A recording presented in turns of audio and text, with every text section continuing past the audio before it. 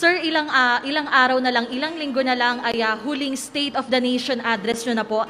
Ano ang dapat abangan ng ating mga kababayan at ano po yung mga maipagmamalaki yung legacy ng Duterte administration? Nothing. All I want the people is to just look around. Ito, ang ganito. Hindi ko ipagyabang. Una-una, hindi ko ito pera. That's not my money. All I would just say is that we built and that's all. I will not crow about it in public because sabihin na ito, hindi mo pera yan. Bakit ka sige payabang dyan? Of course, the industry of those who were really on the ground, sila Tugade, sila Villar, ayan, Beroya, General Beroya,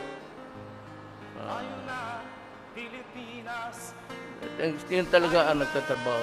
Pero ako, I will just mention what were the projects completed without necessarily attributing the miracle to me.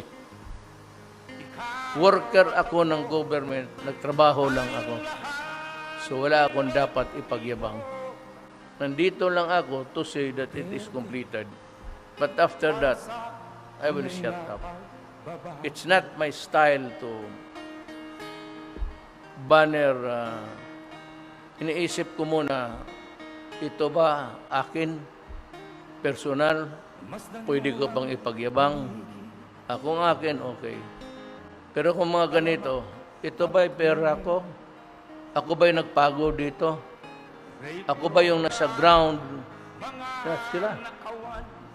So sila ang dapat, the workers of government, especially those who are appointed and who have worked so well, yun ang dapat. The credit should go to them.